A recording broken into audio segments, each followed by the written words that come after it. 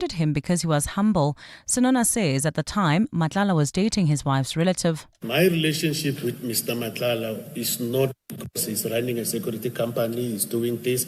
I am the head of the Hawks. Even there, I never said I'm head of the Hawks. I was introduced as the husband to my wife. And my wife and him happen to share the same surname. But Sinona doubled down and refused to answer whether Matlala and his wife are related when probed by evidence leader advocate Adila Hassim. You said that your wife shares a surname with Mr. Matlala. Are they related? I don't want to answer that question. Why not? No, it's not parcel and parcel of this. I don't want to. But they share a surname, but you don't want to say whether they're related or not. They share a surname. I don't want to answer that question. But she knows Mr. Matlala? Yeah. Gauteng Premier Panyaza Lesufi says more than 261,000 animals have now been affected by the foot-and-mouth disease outbreak in Gauteng. Gauteng is among the worst affected provinces alongside KwaZulu-Natal, Free State and the Northwest. Lesufi and Gauteng Agriculture MEC Vuyiswa Ramokgopa briefed the media this morning on the province's intervention to tackle the spread of the highly contagious disease among livestock. The Premier has warned that the outbreak poses risks to the economy with potential disruptions to trade and job losses in the livestock sector. Need for us to ensure that it doesn't harm the economy of our province. Because if it harms the economy of our province, you will see the escalation of food prices, especially beef and other related prices that may make food security a difficult aspect. So the foot and mouth outbreak, which has been unfolding over several months, has reached the level of a nationwide animal health crisis. In KwaZulu-Natal, civic organization March and March leader Jacinta Ngobese Zuma has been charged with public violence linked to the protests at the Addington Primary School in Durban. Since schools reopened, the organization, together with MK Party supporters and Operation Dudula, held a number of demonstrations at the school.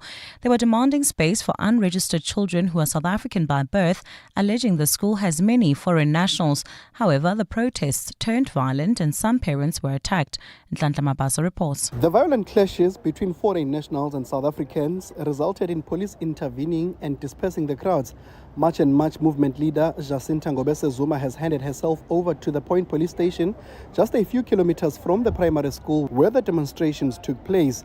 Ngobese Zuma looked calm in the company of her legal team, which includes her husband, as she entered the station. She was welcomed by singing supporters. Her attorney, Olani Zuma, confirms the charges. There's no private individual that has opened the case. It is the state that has opened the case against the March and March movement. And as a leader of the movement, she will then be charged in representing the movement. The MK Party has been charged as well. Dudula has been charged by the state as well. The charge is that of public violence for they allege that it happened on the 21st of January 2026 at Addington Primary School. A court date will be determined after the NPA decides to prosecute or not. Nhlanhla Mabaso, Eyewitness News, Durban. The EFF has welcomed the decision by communications regulator ICASA to gazette new regulations requiring service providers to roll over unused data. From next year, telecommunications companies will be required to roll over prepaid airtime and data bundles instead of allowing them to expire. EFF national spokesperson Snawo Tambo says the previous practice limited consumers' rights to information. He warns that networks may increase data prices in retaliation. We all know that data dictates interactions within society. If you want to apply for a job, if you want to study, if you want to interact with other human beings in society, it's basically as critical and as essential as food. Tambo says the EFF still plans to address network connectivity challenges in rural areas. We still have to fight against high costs of data comparatively to other countries in the continent and in the world, and of course for network connectivity in rural areas as well. But it's a victory and a step in the right direction, and we're very pleased with that. And Spain's unemployment has dropped below 10% in the second quarter. The National Statistics Institute says it fell 0.52 percentage points below the preceding quarter. This is the first time since 2000 that the joblessness rate has fallen below 10%. Prime Minister Pedro Sanchez has lauded the statistics. The country has almost 22.5 million people with jobs now, a new record.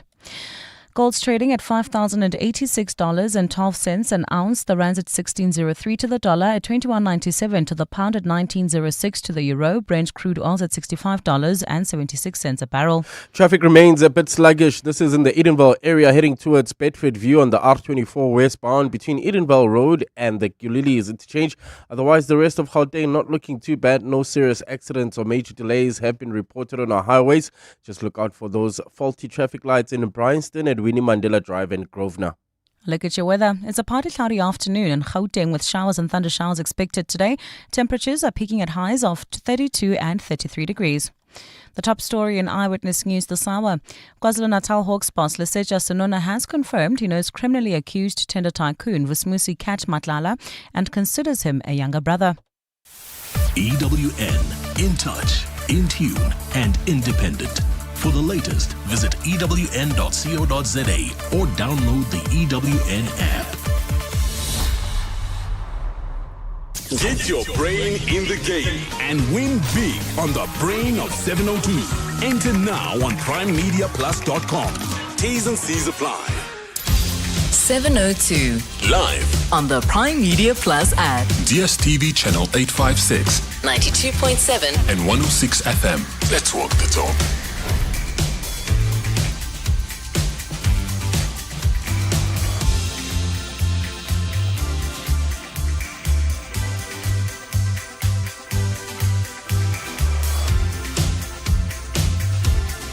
Hello, good afternoon. I'm Jane Dutton. I'm in for Relebogile. It's good to be here. And, I was thinking that we have something to be fiercely proud of in this country. A film industry packed with extraordinary South African talent. And film, well, it doesn't just tell stories, it creates jobs, it brings in billions of rand. One overseas production lands here and suddenly it's hotels, restaurants, drivers, crews, caterers, car guards, an entire value chain switches on. And yet, right now, that industry is in serious trouble. The rebate exists on paper, but in reality, it's almost impossible to access. Payments are delayed, if you get them at all. International productions are staying away. I mean, we are literally strangling and suffocating long-form film and TV. So let me ask you, have you worked in film? Do you work in film? What has changed if you left the industry? Why? Do you see film as a luxury or a real economic engine this country cannot do without?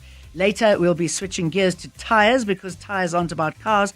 They're about whether you get home. Do you check yours? Do you know what to look for? We also dip into the most important hour of the day, the golden hour. What do you do when you wake up? What should you absolutely stop doing? I'll also be talking to a tech startup, find about how they actually built a business in South Africa, the wins and the mistakes. But first, we're going to talk about our glorious fading film industry and what it means to you.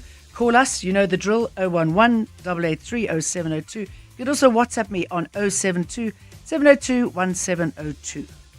Let's walk the talk. 702.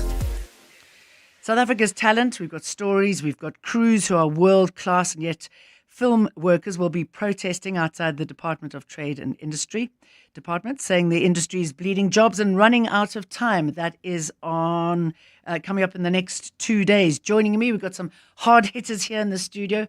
If you want to put your woes to them, please do that. Ask them what's actually going down. Simon Makwela, media executive from South Africa Guild of Editors, and Jack Devnarain, chairperson of the South African Guild of Actors. Good afternoon to both of you. Thank you. Simon, let me start off with you. Why has it got so bad? I mean, we had a flourishing industry, right? We did, and thank you, and good day to all of you, your listeners. Our film industry, I mean, competitively is one of the best in the world, given the skill set, the cost of service, and obviously just being able to shoot American features with locations that look like international locations. I mean, you've had international films. I'll mention like Safe House, Denzel Washington, and we did many films in South Africa that are reminiscent of the quality that you'd get internationally. We've got top performing films on Netflix. We've got films that perform well. I mean, Tsotsi at the box office. We submit for Oscars. We've got a very much a thriving film industry when it's functioning correctly. And what went wrong since COVID? We bounced back, partially bounced back, and then other things started happening, like this film rebate that started becoming dysfunctional. The money was there, the money was misappropriated. There's maladministration as we see it because of the budget cycles, the way that money is released from Treasury and money being allocated. And this money has not been paid out since March 2024, where the last adjudication was sat with. And this has resulted in massive job losses and massive insecurity in the film industry at large. And the impact of that really does trickle into other aspects of the broadcast, audiovisual environment. And when we sit and we look at it, we are supporting, as an industry, between 60,000 and 100,000 jobs. These are direct and indirect employed. So direct jobs being actors that you see on screen. Then you'll have the crew. Then you'll have the editors that sit at the office and put all of these things together to take out to broadcast. And then from there, if you're shooting on a location, as you mentioned, as we introduced ourselves here, you're staying in a hotel. That hotel has staff that works in it. That hotel feeds the crews. That there's cleaners that go there. If you're shooting in communities, those communities benefit. There's development in those areas because you need infrastructure to happen in those areas. These sometimes tend to be remote areas, such as the Eastern Cape, for instance, which can show through their landscape of locations has some of the best locations in the world. But they're also underutilized simply because of the fact that very few producers can afford to shoot there, simply because of the cash constraints that come with not being able to find investors that are willing to take the risk and be able to guarantee returns from the investment based on this incentive. I mean, Jack, hearing all of that, and it's mind-boggling that we had something that was working, and you can see the impact. The impact is immediate and harsh, and yet we can't get it right. I just don't know what's going wrong there. The contraction of our film and TV production industry by up to 50%, which literally means that people who would have been working in their various disciplines, whether it's the writers or technical crew, the performers, the associated services that go with film production, it means that they're not in work now. So we've taken an industry that is already burdened by the precarity of the work, the irregular earnings. And you've now accelerated that decline because the work that they might have had through foreign direct investment, international productions, even local productions, it means that's no longer happening. So that the work that might have been on the table is completely now not possible because the institutional financing that is needed in the form of the rebate is no longer there. And this is the result of a Department of Trade, Industry and Competition unable to manage its own administrative process. Mphalela says South Africa doesn't have a well-established film industry. Instead, we primarily focus on television. It's essential to regulate this industry. One of the main reasons for the decline in our production sector has been inadequate funding. As a result, producers have often resorted to shortcuts and exploited talented individuals. Yeah. Jack, I know you know about that. Yeah, we are coming across reports practically every week when there are producers who are unable to complete the financing of their movie. They're now looking to take shortcuts, and that means on set, whereas you would have hired a stunt professional, it means you're hiring somebody who is barely able to move. Yeah. They're now risking their lives and their safety by doing something that's in the script that they were never prepared to do. Or you're cutting out a health and safety element, or you're cutting out decent nutritious food that should be had on set. So as long as people keep cutting the budgets, they keep cutting corners when it comes to health and safety procedures, somebody is carrying the risk for that. And this is exactly what happens in an unregulated industry. So that listener is absolutely spot on. Simon, Kunedi and Kueno says similar things. Kunedi says they're hiring influencers to be actors while real actors are sitting at home. Kuneng says go back to talent instead of using influencers who don't even respect the craft. If you look at it, you have to have a pull factor for audiences. And I think that's where we might be getting it wrong. I'm not speaking on behalf of any of the broadcasters who make these types of decisions. But the challenge that we're facing here is basically that our audiences will dictate what the audiences need to see. Now, obviously, it's not ideal for somebody who's gone and studied, formal study of acting and crafts, and invested in their craft to be put aside so that they can hire an influencer. But I think a lot of work needs to be done in order to also elevate the value of a performer, a value of even crew members. When you complain as a crew person, and maybe I'm playing devil's advocate here, but if you're complaining as a crew person that I'm not getting any work, have you thought about the value that you offer to the industry at large? There are very talented people that tend to get work consistently simply because of that meticulous attention to their skills, their crafts, their output. And also focusing on the peripheral things such as PR, marketing, remaining a clean subject in terms of what brand values bring. Because a lot of the equity that is invested in talent is also through endorsements. You want to be able to be attached to a brand that is able to say, this is the person that we want to be the face of our campaigns.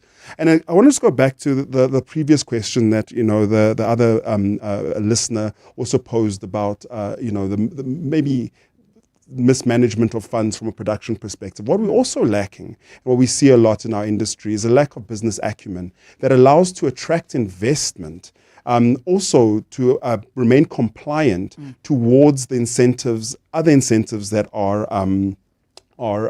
available to them. Things like the Black Filmmakers Incentive at the DTIC are underutilized for that perspective. That the money is there, it's available, but many production companies that are ring-fenced for that are not able to access those funds because of the lack of compliance on multiple scales. I'm not going to say where it is and how it is. Institutions, the financing institutions, IDC, I'm not speaking for them, but I'll speak on what I know, is that they are unable to utilize things like their youth incentive, because it's available for the youth, but the youth are unable to access it because they are not invested in having a business acumen to be able to appease investors' appetites and allay some of the risks of exposure to lose money in those environments. And this is where the DTI incentive also comes in, is to provide some of those guarantees of between a 20% and a 35%, sorry, a 25% and a 35% rebate on that spend. Okay, so important protests are coming up over the next couple of days, which we're going to talk about, but we've got to listen to this important message first.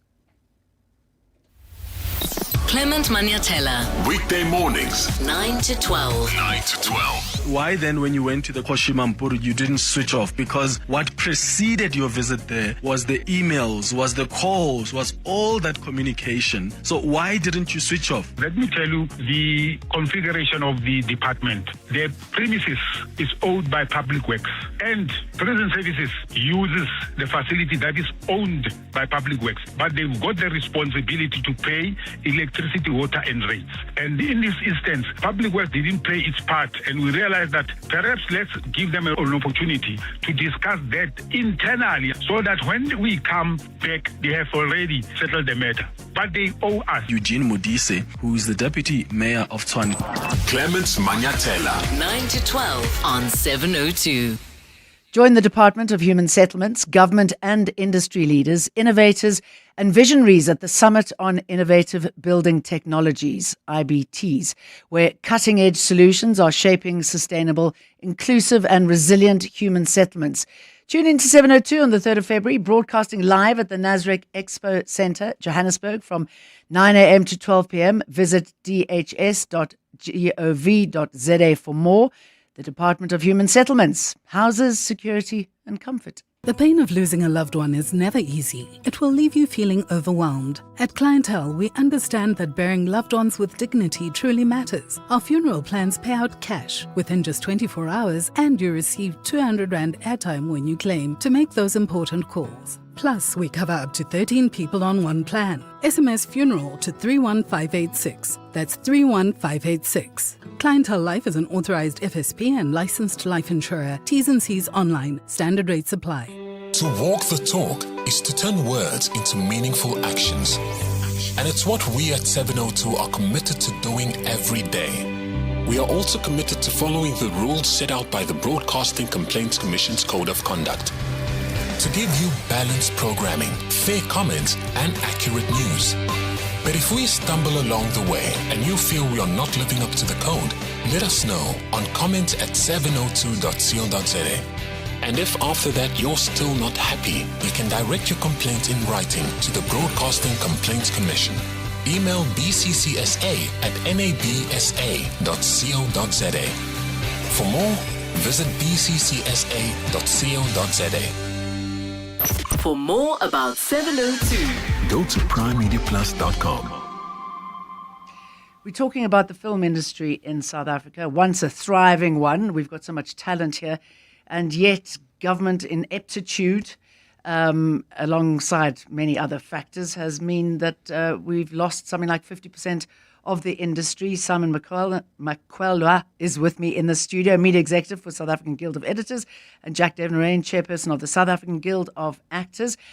Jack, let me put this comment to you from Tsepo. Says, if the industry exploits talent, ignores standards and hoards profits, no amount of creativity will save the South African film jobs. Oh, but before you're going to answer that, you're first going to tell me about the demonstration, because that's important, and then we'll get back to this. Yeah, that's right. The demonstration is about forcing the Department of Trade, Industry and Competition to refocus its efforts to resuscitate the incentive, so that producers actually have access to some meaningful instrument.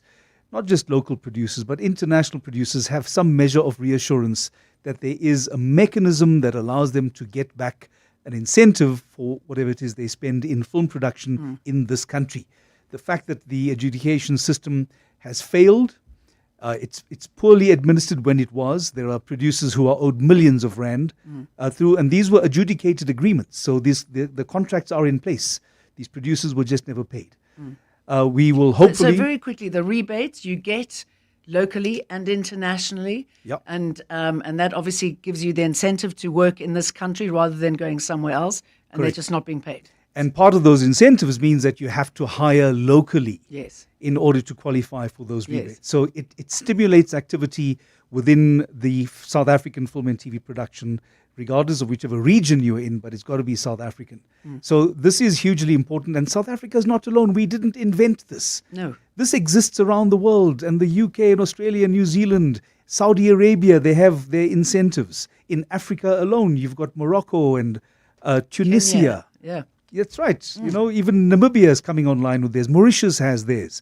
So South Africa could have taken the lead. What we are seeing is a failure by South Africa's institutions to manage this through incompetence and poor administration. The result is that the investment that would have come to South African destinations would now be redirected to other parts of Africa and to other parts of the world. I mean, it's a crime. So if anyone wants to rock up, where do they go? If they want to protest, if they want to add their voice? Oh, yes. Well, the first the demonstration, we called it, is happening in Cape Town at the Parliamentary Precinct tomorrow. And on Thursday, it's going to be in Pretoria at the DTIC offices. And I know that the one in Pretoria is going to happen from about 10 to 2 p.m. or so, I believe. Yeah, and then we are putting out messages on social media just to give people an idea. We want people to pitch up wearing black, like what we are seeing on screens from local productions. Good. Yeah, people should. And I shall remind them. Thank you. Simon, all right, so would you like to respond to what Tsepo said about exploiting talent, ignoring standards, and hoarding profits? Sure. I mean, it's a very complex situation, especially outside of regulation. You know, the industry itself is largely unregulated, and as you might be aware, there's other issues that we can get into which pertain to the Department of Labor, in essence, and their designation on how you look at a film worker as a freelancer. There's been developments in that. I'm sure Jack is more qualified from a SAGA perspective to speak about them. But essentially, when you're dealing with a freelancer, you don't have the benefits and the protections of being an employee. And that's where it begins. And you can't continue to say that you have an industry without an ability to operate as an industry with certain protections and certain certain benefits that benefit the labor market as well. Now, it's a very tricky environment to deal with, simply because you have two fundamental players. You have contract issuers and you have contract signers, and often don't get along in terms of how they see certain policy positions. But we need to have an honest conversation at the end of the day about how do we move the industry forward with one common objective. And that objective would be to create a profitable and a growing industry as well. I mean, our industry has lost upwards of 2.5 billion just by the lack of this incentive being available to these producers. And as Jack said, these are adjudicated. These are producers that had the benefits or had the incentive aligned with their applications, and they just weren't paid out. And then that has created a ripple effect where these producers are, the department has obviously asked for more money from Treasury to pay in back payments and all that. It's a whole mess. But at the same time, we're also asking the department for transparency. You know, how are these, what is the criteria? What is the new criteria? How are we submitting applications? How are we tracking these applications? Who's benefiting this? Because countries do compete on these incentives. If you think about the current America that we're seeing, the Trump's America, you've got a situation where there's 100% tariff on foreign films. Those films from Hollywood, like we shot Avengers in South Africa, 1 or 2 scenes of, I think it was Avengers Ultron. Was shot in Johannesburg, right next to the Hillbrow Tower. That brought in South African talent to act there, the South African teams to shoot those as units. That is an investment in South Africa's film economy. That is no longer available at this current time because those investments are now going to Mauritius, Malta, Greece, overseas, countries that compete on the basis of providing an incentive so that they can attract this for tourism as well as community development based on film spend.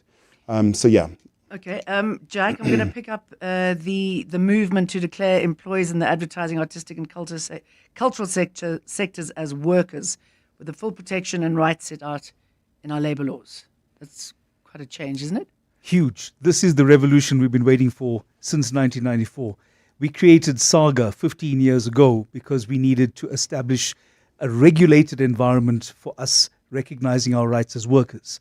And the Department of Employment and Labour held the keys to that discussion. We see finally that, and there was an attempt in 2019 to have the discussion with industry players, but we also noticed that there are elements within our industry that will fight tooth and nail to block any kind of transformation or any kind of regulation. And what distinguishes an industry from a pastime or a hobby is regulation and recognition of worker rights. And we found that ultimately the discussion has to center around our constitutional rights, which recognize our right to fair labor practice, the right to unionize, the right to engage in industrial action. Those are constitutional rights. But the subordinate legislation, the Labour Relations Act and the Basic Conditions, remove those rights for freelancers. And we are claiming that, and the Department of Employment and Labour has seen exactly what the impact is when you don't allow minimum standards to be protected and what that does to the most vulnerable workers. Well, let's leave it on that very good news, and I wish you good luck with the protests. We'll certainly be talking about it and encouraging people to join you. It's an industry that's been long overlooked and not sure why. Simon Makwela, Media Executive from South African Guild of Editors, and Jack Devnarain, Chairperson of the South African Guild of Actors. Thank you very much for coming in and talking to us about this very important topic. Good to see you, Jane. Thank you. It's 1:30, time for the news headlines. Thanks, Jane. Good afternoon. KwaZulu-Natal Police Commissioner Nhlanhla Mkhwanazi has been accused of offering to hold off on a criminal investigation into Vusmusi Cat Matlala in exchange for intel on former Deputy National Police Commissioner Shadrack Sibiya. KwaZulu-Natal Hawks head Liseja Sonona made the allegation while testifying before the Madlanga Commission of Inquiry in Pretoria this afternoon. Sonona confirmed he had a relationship with Matlala and that the pair were introduced at his wedding in 2019. In the Western Cape, a fire at Paarl Hospital hospital has been quickly contained after the facility was evacuated as a precaution. The Western Cape Health and Wellness Department confirmed only a small section was affected. The hospital's officials say an assessment is underway to determine the extent of the damage. And as the country commemorates National Police Day today, BOSA leader Musi Maimane is calling on President Cyril Ramaphosa to appoint a permanent police minister. Maimane made the call earlier today while visiting Nyanga and the Delft police stations in Cape Town to assess their operational capabilities. Last year's fourth quarter crime statistics revealed that both police stations appeared in the top 5 stations with the highest number of murders.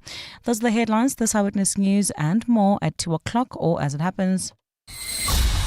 EWN Traffic. Well, at this stage, if you are heading towards Bedford View, there's slow-moving traffic. That's in Edenville area on the R24 westbound between Edenville Road and the Kilulis interchange. There's also slow-moving traffic. That's in the Pretoria area. In the Ferry Glen area, that's Solomon Mahlangu between Atterbury and Linwood Road. It looks like there's faulty traffic lights there.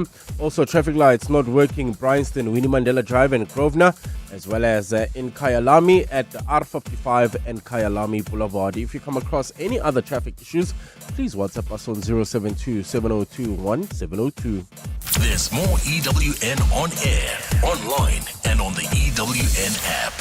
Bongani Bingwa, 702 Breakfast. Weekday mornings, 6 to 9. How was 800 million rand spent on tablets that don't work? We have no knowledge of any faulty devices that were procured. We are in the process of profiling all the learners who need to receive these tablets. So how much did you spend on them? If I'm trying to answer and you keep on interjecting. It's a simple question. How much did you spend on them? We procured 70,000 for the grade 10 learners, of which it costed the department about 313 million.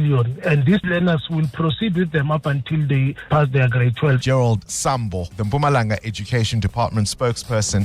Bongani Bingwa, 6 to 9. On 702. Water infrastructure vandalism has tragic and dangerous consequences. The theft of manhole covers can result in fatalities, especially among children. Each damaged pipe, illegal hookup, or vandalized pump jeopardizes access to clean water, disrupts service, and threatens public safety.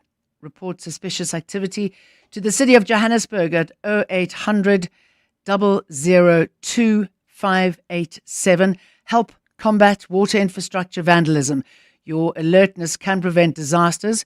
Brought to you by Johannesburg Water, a water utility that cares. Hollywood Bets invites you to take the lead. The sizzling summer competition is giving you a chance to bask in horse racing glory and blaze into red-hot rewards. Bet 50 Rand or more on horse racing online or at your nearest branch and you could win a share of 1 million Rand in prizes. Enjoy a star-studded lineup of equestrian events this summer and settle up for a season of success. Bet now. T's and C's apply. Hollywood Sportsbook is a licensed betting operator. No persons under the age of 18 years are permitted to gamble. Winners know when to stop. South African Responsible Gambling Foundation toll-free counselling line 0800 006 008 or WhatsApp HELP to 076 675 0710. To live wealthier, you need to be able to grow your assets.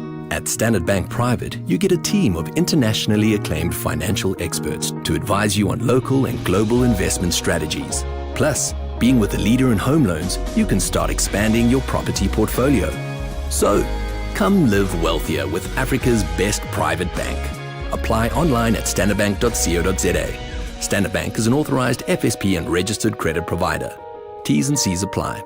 What better way to get the jol started in 2026 than in the new Haval Jolian Pro? Turn heads with next level design, plus tech features like a 12.3-inch infotainment touchscreen and a panoramic sunroof. Available from only 4,799 Rand per month. Visit gwm.co.za for T's and C's and to book a test drive. GWM. Go with more. Brought to you by GWM Finance, a division of Westbank, an authorized financial services and registered credit provider.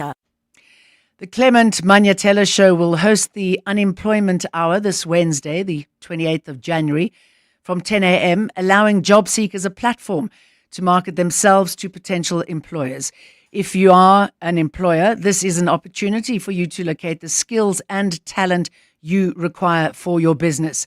Send an email now to cm@702.co.za with your required skills, and the Clement Manyatela team will try to match you with potential candidates.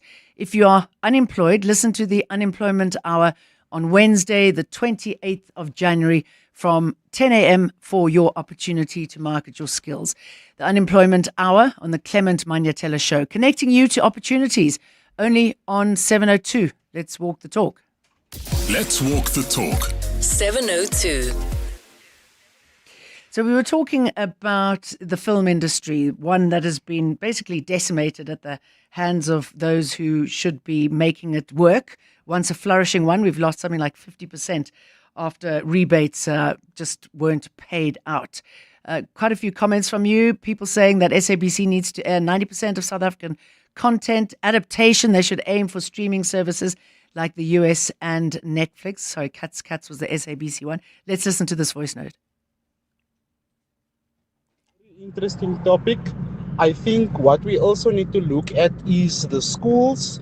If we look at across the board, the arts and culture departments have been downsized so much that it's almost non-existent in our government schools.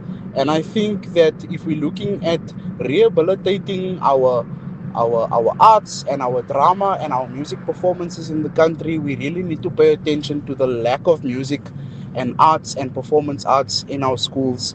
Many years ago, we were all doing music in class, and since about 2008, it's been downsized to a small little sliver of a curriculum. And I think, with the lack of music, arts, and performance in our schools, we do see a ripple effect, and that's why the industry is struggling like that. This is from a music educator in Johannesburg South. Thank you for that. Yeah, I mean, sports, arts, it's essential. It's essential in the school place and in the workplace. All right. I know that we all feel the same way, that we are all busier than ever for many families and professionals. Grocery shopping has become another pressure point in already stretched lives. So today in our tech feature, we're looking at how local tech is solving very everyday problems. Pantry Pal is a South African personal grocery shopping platform built around convenience, curated shopping, and trusted personal shoppers. Joining us is Regina Peter, founder and CEO of Pantry Pal. Very good afternoon to you. Good afternoon. Thank you for having me. Clever you. What made you come up with this idea? So how the idea came about was it was inspired by another app.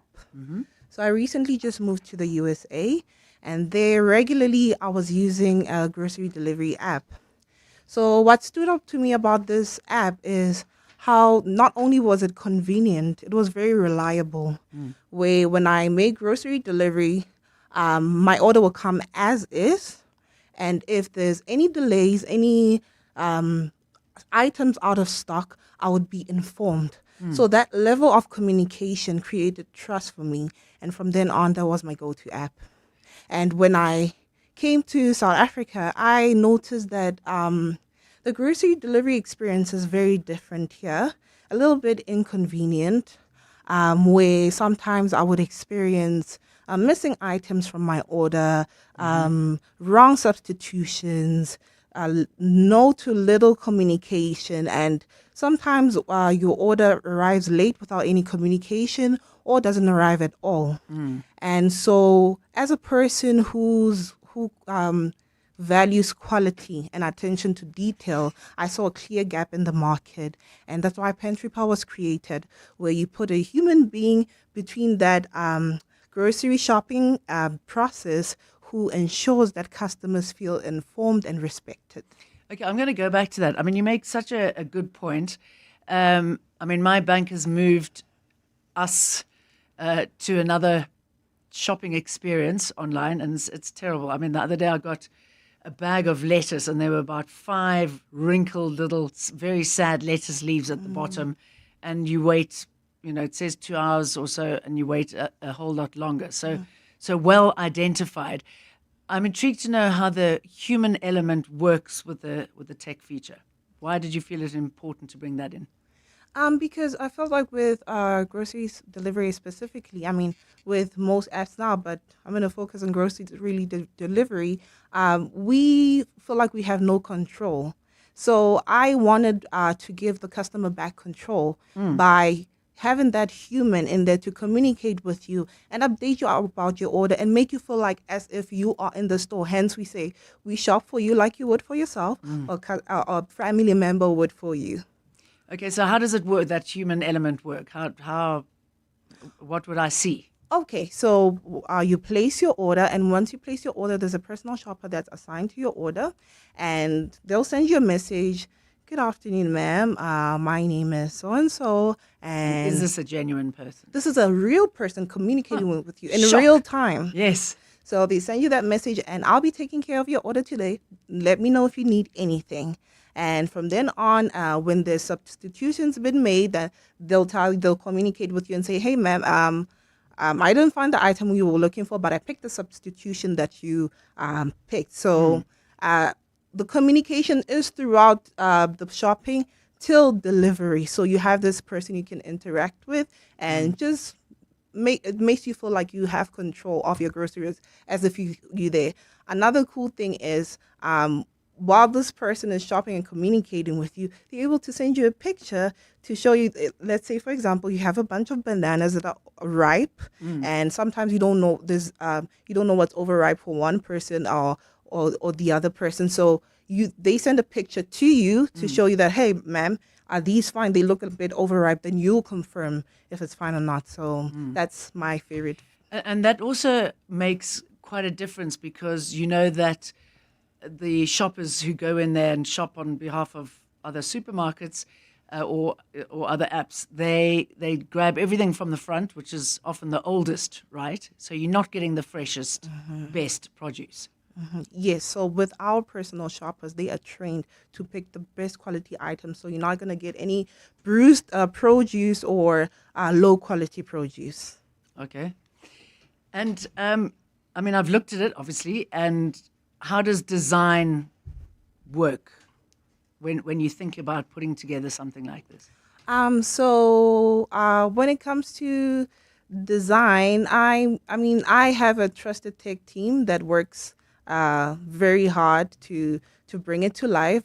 You know, they'll bring different options to me, different just different catalogs for me to choose from, and I'll tell them the features that I want. I was mostly focused on the features that I wanted the features to be more focused on customer experience, like the communication and being able to substitute, and yeah, basically. And then the trick or the hardship or what's easier, building the tech or running the logistics. I mean, for somebody who, like me, a bit of a layman when it comes to this kind of thing, what's the biggest challenge?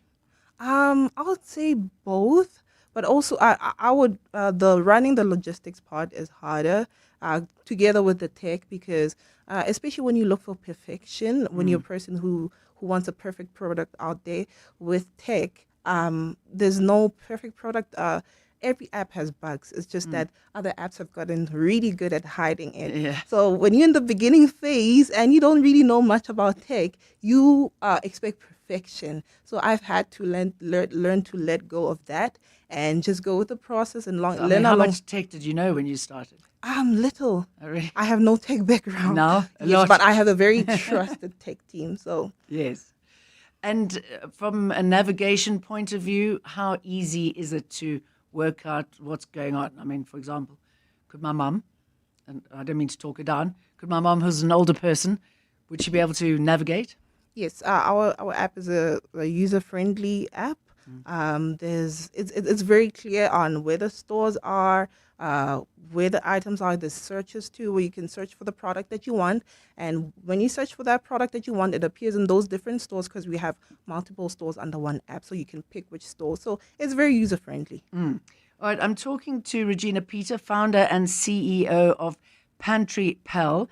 And it's a platform that, well, basically does the shopping for you and fills in all the gaps of those other shopping experiences that often are frustrating. The fact that the produce is not there, the best quality, And what was interesting for me is that you're saying that you've got a person that you actually deal with. How did you go from, okay, this is what I want to do. There's a gap in the South African market. What happened then? What was your next step? So I contacted a friend that I had known for quite a while, who is a software engineer, and I had a conversation with her about it, and he said, "Well, let's jump on it. Let's do it. Yeah, let's just do it."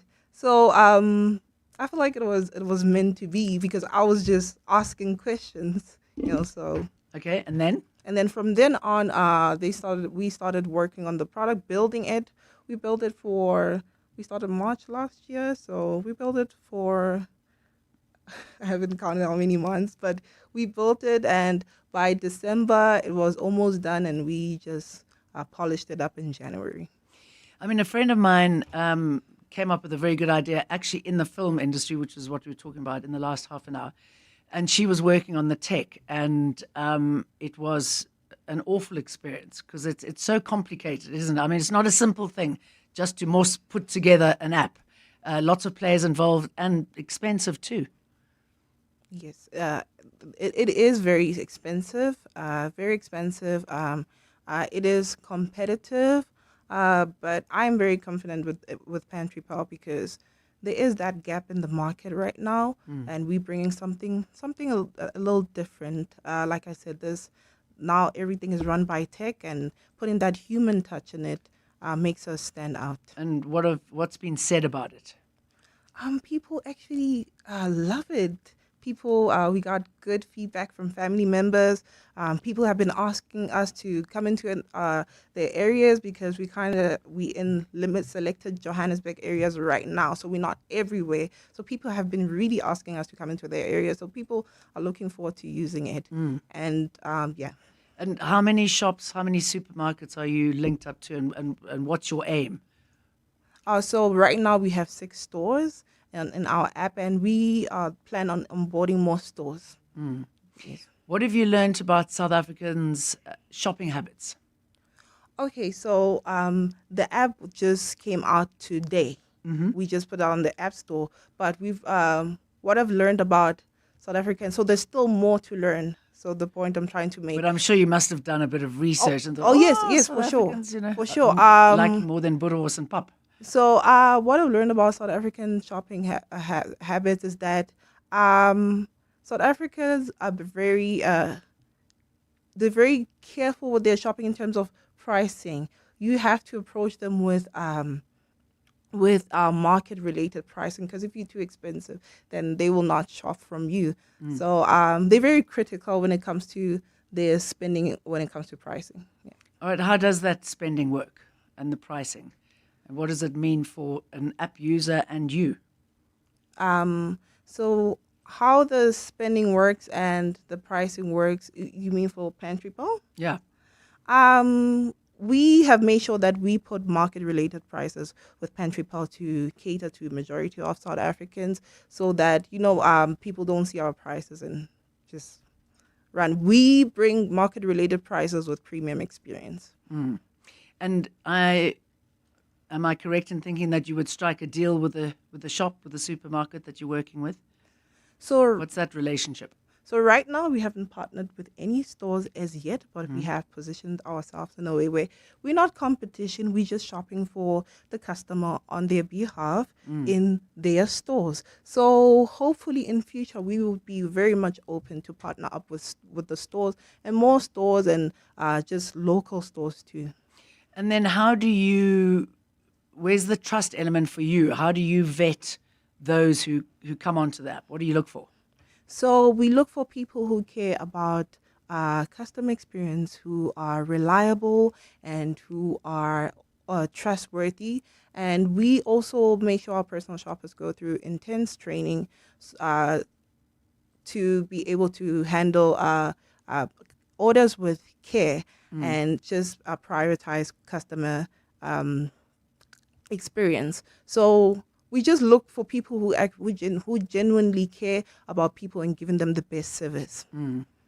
How many shoppers do you have at the moment? Personal shoppers? Right now we have 6 personal shoppers at the moment, and we plan on expanding. Okay. All right. Let's go back to some of the challenges when you start a business like this as a founder. What was the hardest thing for you to adapt to, other than learning the tech? What else was out there? What can we learn from your journey? The hardest thing, like I said before, was learning patience. Learning patience, learning that there's no perfection in this tech journey. There'll be a lot of delays. Sometimes you think you launch tomorrow, but there's bugs that you need to fix. So I learned a lot of patience and not wanting to be so perfect, and just to keep going and adjust along the way. And is there a perfect time to launch? I would say there's no perfect time to launch when it comes to building an app. You just have to do it and just fix all the critical bugs and just launch your app and fix it along the way. You'll get customer feedback, and take customer feedback seriously, prioritize it, and just adjust as you go. And getting the money in the beginning? Where did you look? Getting the money. So I realized how hard it is to get funded. So it's from savings. Oh, well done. Somebody who actually saves. Yes. And then will you use this, the app and the success of it for leverage to possibly get some money from a bank in order to expand possibly quicker than you initially thought you could? Oh, yes, definitely. I will, for sure. And also with back to the store partnerships too, we want to collect enough data to be able to prove ourselves to say, this is the data that we bring in. This is the amount of people we're bringing in for you. Can we partner with you? Same things with the bank. So right now, they don't have any reasons to give us partnerships until we bring something valuable to them to say, we bring in people. Can we partner with you? And I'm interested. I mean, obviously, we're interested in this because it's wonderful hearing a success story. I mean, how much interest has this garnered? What have you got from people? Are they clamoring at your doorstep to speak to you? So like I said, the app just recently came out this week, and I just put it out there like late last week. So everything is pretty new. There's people approaching to interview, people who are interested in working with us. So I can't wait for us to expand to a point where we can hire, young South Africans who, have been in my DMs asking for a job. Really? There's just that's one thing I'm looking forward to. But yes, there's been a lot of people. It's been a little overwhelming, but it kind of validates why we started this in the first place, that it's bigger than we envisioned it. And is it important for you that you give back to the community, that you extend that village? Oh, yes, definitely. Hence, I'm saying I cannot wait for us to expand to a point where we are able to help a lot of young South Africans without jobs right now, and also to give back to those who are in need. Zeno says, brilliant application and approach. It seems like an application that fills a gap in between two parties, the service provider and the customer. Now, with AI being a major challenge to most third parties in any market, what's your take on that? Please repeat that. So Zena was just basically asking about AI and what sort of challenge it is to a market like this. I would say it's not, based on what my tech team has taught me, that there's certain things that AI cannot do that a human being can do. I mean, we notice with ChatGPT sometimes it messes up. So there's certain things AI cannot do that needs human beings to do. Long may it stay that way. We've got a call on the line, Sammy from Centurion, who wants to ask you about the issue of staff. Good afternoon, Sammy. Go ahead. Good day, Jane, and your guest. And I'd like to ask, since your guest says that she didn't get funding and then she used her own savings, when it comes to staff, because I understand that she runs an online shopping app, and then for that you need full-time, like software engineers, you need data analysts, cybersecurity specialists to secure your app, and then quality assurance engineers. How did she navigate that part? Did she hire people on part-time basis, or did she outsource? How did she navigate that issue? Because I know that's what most of the software companies struggle with. How did she navigate that area? So we have, like I said, a trusted tech team, and they are the ones responsible for outsourcing the people with the different roles when it comes to tech, and they believe in the product so much, and we are their close friends of mine that they worked on this willingly and relentlessly. So okay, because I'm asking you this question because I was busy building a courier, a parcel express platform. So that's why I'm asking you that how would a person, if I'm working on myself, I'm building the app by myself, and then I don't have anyone picking me and so on. So if I were to finish building the app, what would be the best thing to go for? Will it be to go for venture capitalists, or because I know that banks are just not going to fund me from the word go if I don't have any security? Will I have to go for venture capitalists, or will I have to get people that are just willing to do it for free and then maybe give them a stake in my company? So, like I said, I would go with the second option based on my experience, where I have people who are willing to work on the product because they believe in it, and these are also people that are close to me. So in terms of going through the venture capitalist way, I honestly wouldn't know about that. Sammy, thank you very much for that call, and I wish you the best of luck in your tech venture. Tell us briefly, Regina, if you would, how we find your app, where we can download it. So the apps are all out in the app stores, so you can find it at the app. The app is Pantry Pal ZA, and if you want to go to the website is www.pantrypal.co.za. Regina Peter, founder and CEO of Pantry Pal, thank you and good luck. Thank you so much for having me. Thank you. In the last 24 hours, this is what's happened in your world. Members of the public will have an opportunity to make submissions before Parliament's ad hoc committee, which is investigating allegations of police corruption today. The submissions come after months of evidence from several witnesses who testified on corruption allegations and alleged political interference by the likes of Minister Senzo Mchunu. The hearings will now see organizations like the Institute for Security Studies as well as Gun Free South Africa making their inputs before Parliament. The ad hoc committee, in its terms of reference, agreed that members of the public should also be given a chance to make their voices heard on how to deal with police corruption. EWN, in touch, in tune, and independent. Get your brain in the game, because the brain of 702 is back with your chance to flex your general knowledge smarts. There's 3,000 Rand up for grabs every day. And Brain of the Week wins 10,000 Rand plus a spot in the finals to compete for the grand prize, 30,000 Rand cash. Enter on primemediaplus.com now. Then catch 702 Breakfast with Bongani Bingwa and 702 Drive with John Perlman for your chance to be the brain of 702. TCs and more on primemediaplus.com. Do you suffer from migraines?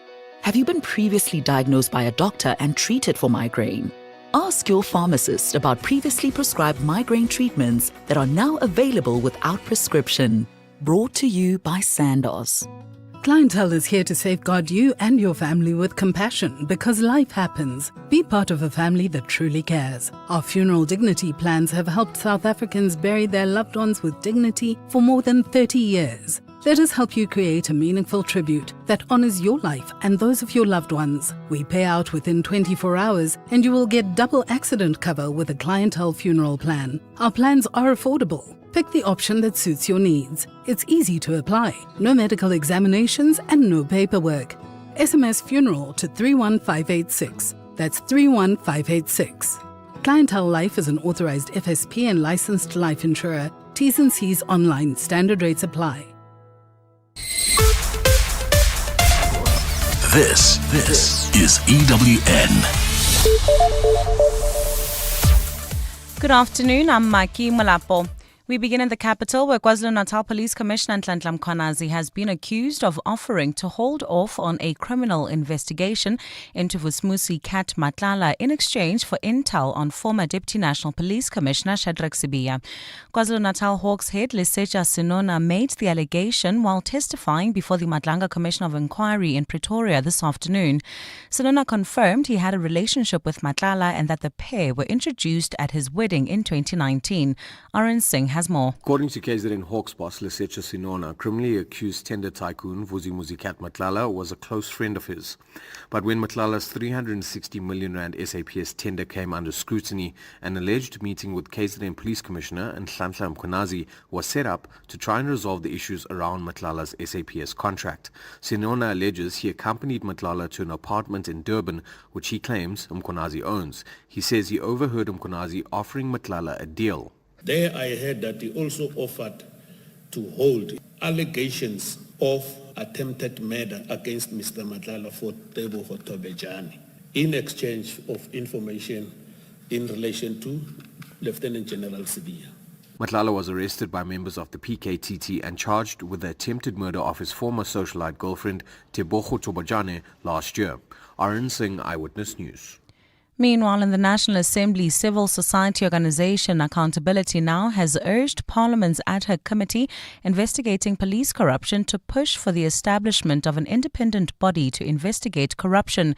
The organization's advocate Paul Hoffman says a new structure would create more independence because the National Prosecuting Authority and the Hawks are not independent and don't fall outside of executive control.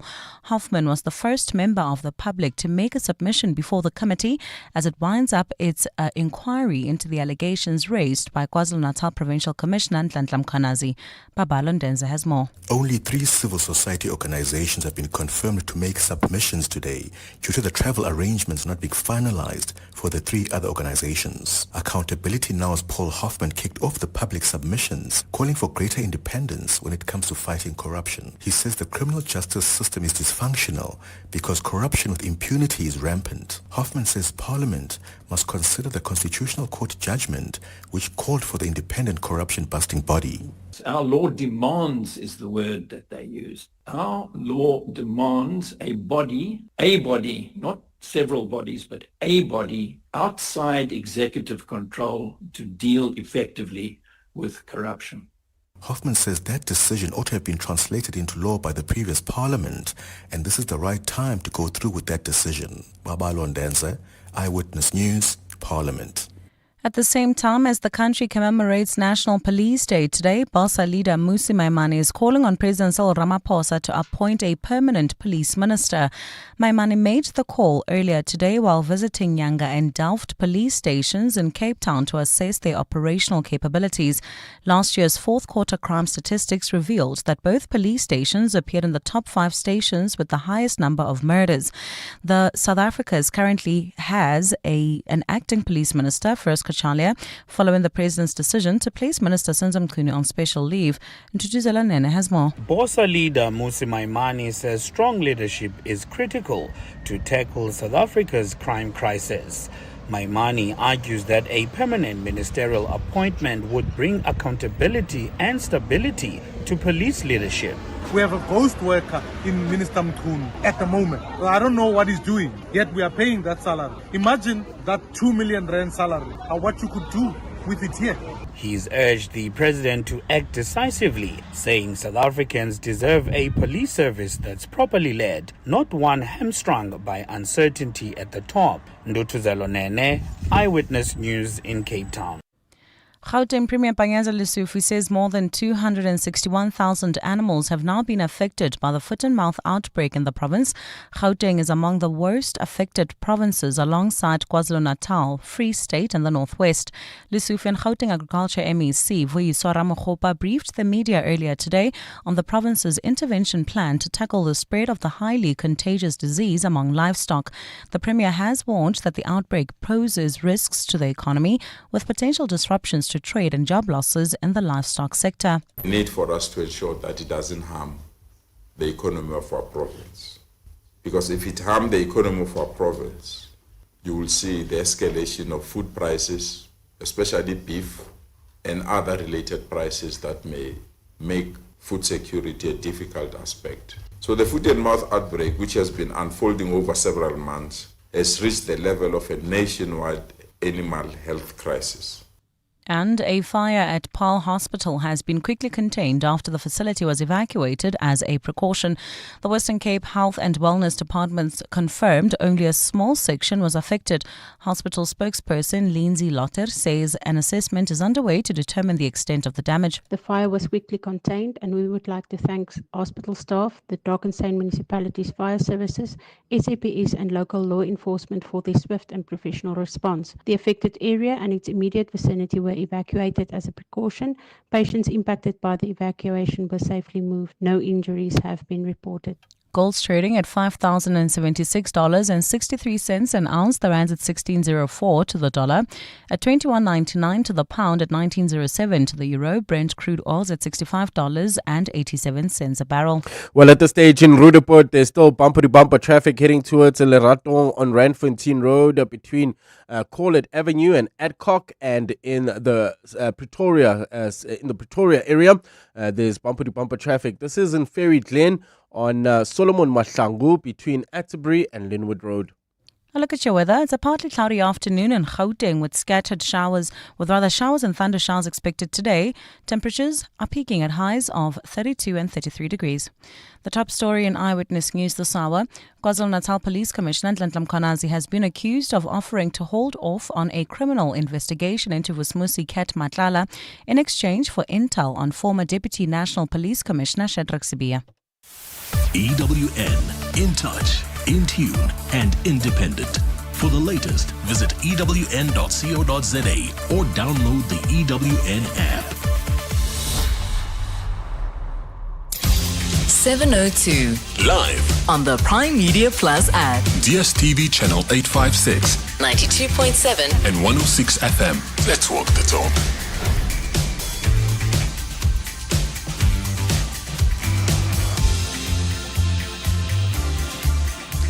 Hello, Jane Dutton here in for Relebogile Mabotja. It's good to be with you, and we are starting this hour with two things most of us underestimate every day. The first hour of our morning and the four tires on our cars.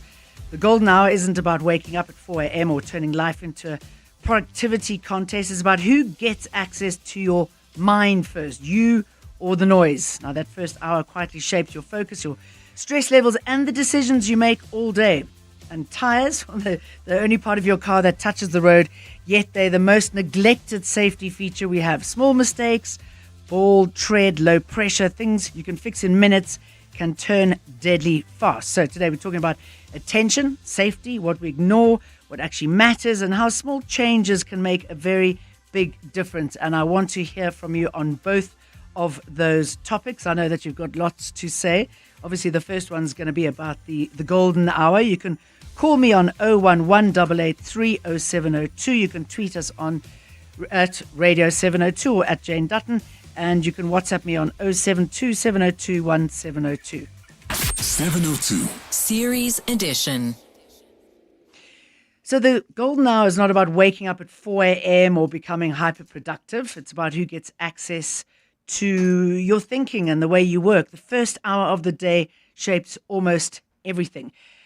Guest is Nikki Bush, human potential expert, multi-award-winning speaker and author. And from the way you bounced in, I can tell that you're a golden hour kind of girl, right? Well, I have to say, Jane, that I'm not part of the 5 a.m. club. Yes. Because there is the 5 a.m. Yes. club with people who militantly absolutely stick to being up at 5 a.m., watching the sunrise and doing everything by the book. And they tell you very often, frequently, that they are part of the 5 a.m. club. Very proudly so. Very proudly so. But I'm actually here to discuss today how you need to create something that works for you. And it doesn't work for everybody to be part of the 5 a.m. club. A lot of people don't have one full hour for the golden hour. If you've got young children, if you're running a home and a job with young children, you probably only have 15 minutes, and that's your golden hour. So let's be practical. Okay, so it doesn't let's have be workable. to be an hour. It does not have to be an hour. You know, there are people who say it has to be an hour, but in different stages of your life, you might get the hour. Yeah.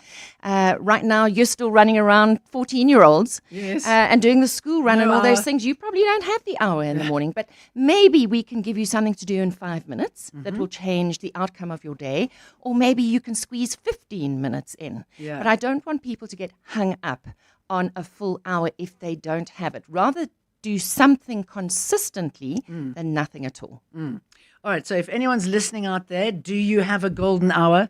Are you part of the 5 a.m. club? And does that translate to your golden hour? What do you make of golden hour? Is this something that interests you, excites you? I mean, obviously it interests you. That's why we're talking about it. But I mean, how do we achieve that? And we'll get there eventually. But first, tell us about why that hour is, or 5 minutes in that hour is so important for the day. Yeah. Well, I think because today we live in such a connected world, and for most people, you will put your alarm on your cell phone. So when you wake up to the alarm, you'll switch off the alarm, and generally the first thing that happens is people pull their phone in front of their face and they start scrolling.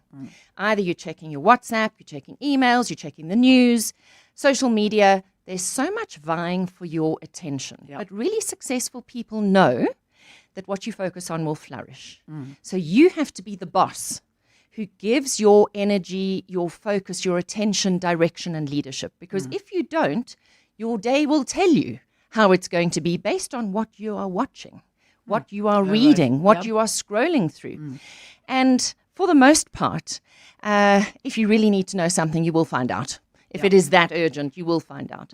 But if you could just hold back a little bit from watching the news. So I think the thing is that watching the news, going on social media, all those things are distracting you from the real thing.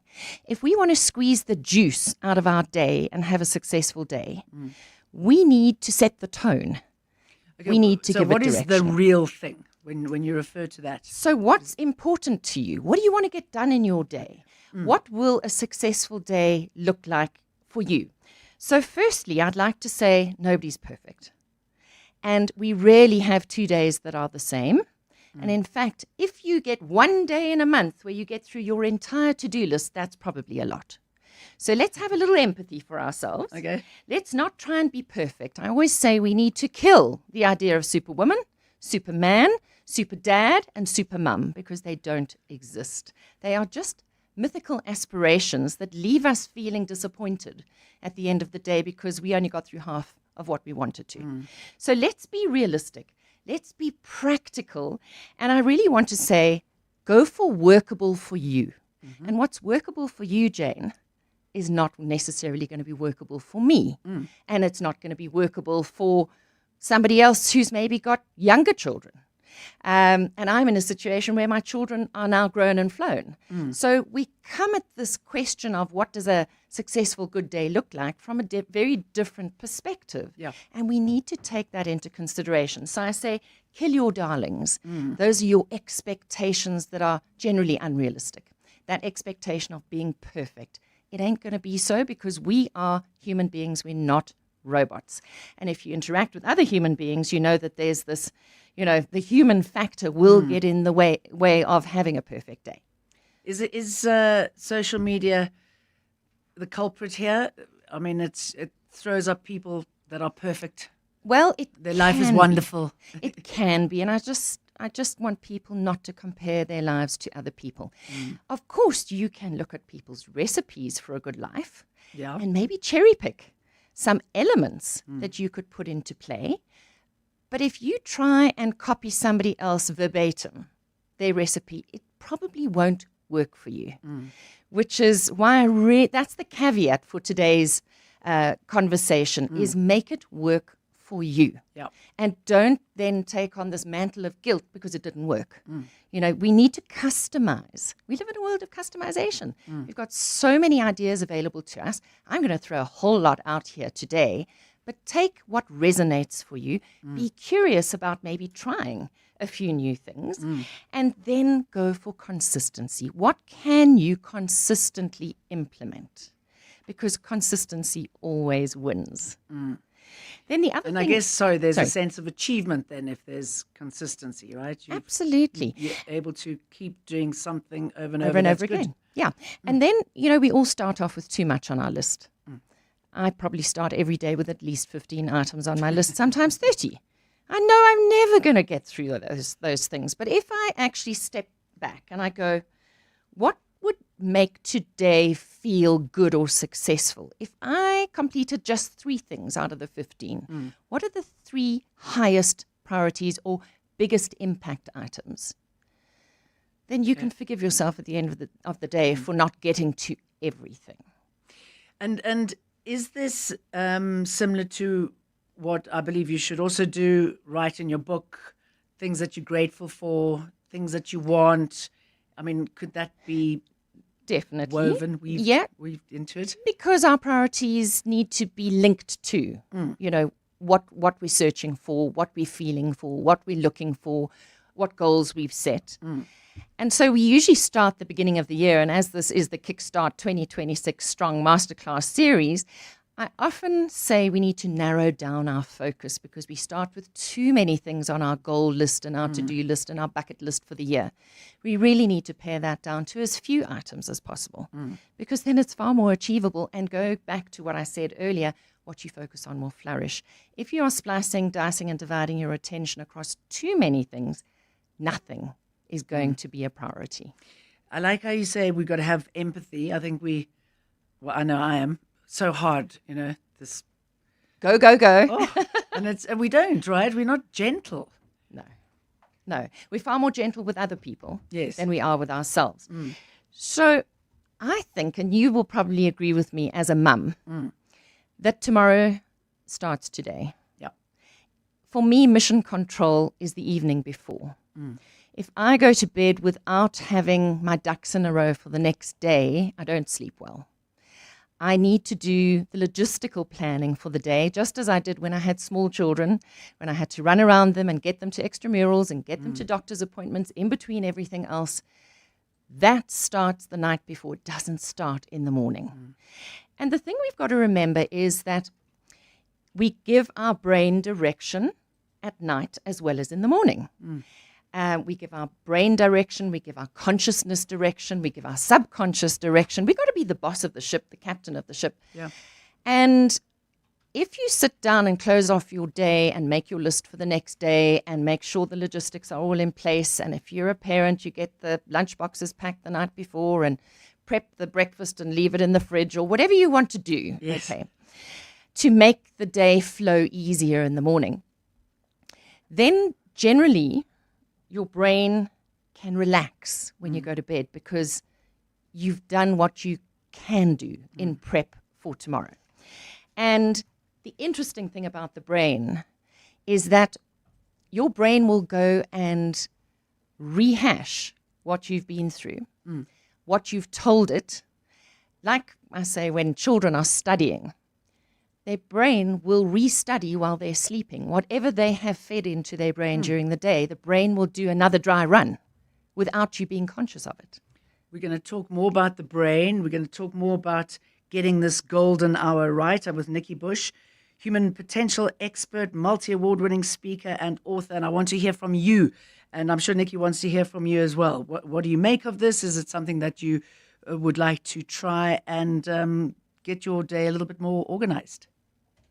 Aubrey Masango. Weekday evenings, 8 to midnight. There are conversations that we don't allow us to have for the good of our own country because we are stuck in this tribe mentality, in this binary logic that doesn't want to be honest about some of the conversations that we need to have. The whole thing about the murders in the farms is a conversation that we haven't had properly in this country. We throw certain accusations, but we don't ask the critical questions. Who is doing the killing? Who exactly is killing our farmers? Aubrey Masango. 8 to midnight on 702. 702. Municipal services are vital to keeping the city safe, clean and functional. By paying for municipal services such as your water bill, you're investing in Johannesburg's water supply. Paying for your services is not just a transaction, it's a commitment to your community sustainability. Help pave the way for a brighter tomorrow, one payment at a time. Brought to you by Johannesburg Water, a water utility that cares. Tip your way to glory in the Hollywood Bets Punters Challenge, the free-to-play horse racing game with daily cash giveaways and massive jackpot prizes. Pick all the winners on the race card and you could win 100,000 Rand. Bet 50 Rand or more on your selections using the Bet Slip feature and you could walk away with 1 million Rand. Visit punterschallenge.hollywoodbets.net today and tip your way to the top. T's and C's apply. Hollywood Sportsbook is a licensed betting operator. No persons under the age of 18 years are permitted to gamble. Winners know when to stop. South African Responsible Gambling Foundation toll-free counseling line 0800 006 008. The Money Show. Weekday evenings at 6. Gold went past $2,000 an ounce just in 2020, past $3,000 an ounce in May last year, then just a few months later, $5,000. The acceleration in the price has been just astonishing. There's a double whammy for gold. One is Trump's behavior and the effect it's having on U.S. confidence and the dollar. So the weaker the dollar gets, the more people are rushing into gold because there's no other really attractive currency other than the Swiss franc. Peter Armitage, the CEO of Anchor Capital. The Money Show on 702. Let's walk the talk. The Money Show with Stephen Grootes is brought to you by ABSA CIB. That's how we're invested in your story. Your story matters. ABSA is a registered FSP. 702. Series Edition. Right, we're talking about the golden hour. It's an important hour, or 5 minutes if that's all you can take, that sets you up for the rest of the day. I'm talking to Nikki Bush.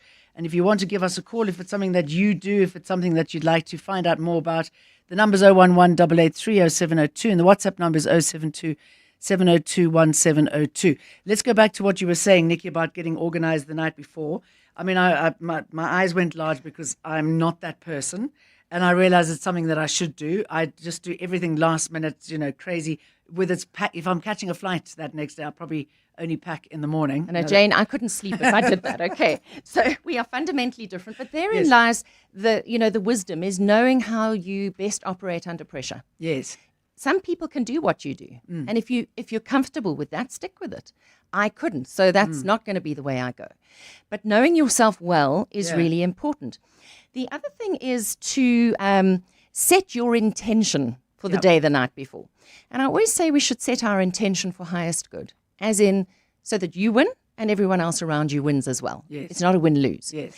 And if you're struggling with something, I live by this mantra that you ask questions in the evening before you go to bed and you listen for the answers in the morning. So if you don't have an answer to something, your brain is cleverer than you and there are higher powers than you. Put it out there. And ask for an answer. And you'll be amazed at how often you will get an answer. And I generally get the answers when I am contained and I'm not running anywhere, which is when I'm doing my makeup and my hair in the morning. Right. I sit with a pad of paper and a pen next to me all the time because that's when the wisdom comes through. Oh, really? So before you go to sleep, so this is also obviously part of the golden hour, before you go to sleep. Because you're setting yourself up for the golden hour. I said, this is what I want, or why am I struggling with this? Or I need an answer to this question. I'm battling with this. What's the best outcome, etc. And then we go to the golden hour the next day. So go to sleep, let it all go. There's nothing else you can do for the day. And when you wake up, well, one thing you could experiment with is not using your cell phone as an alarm clock.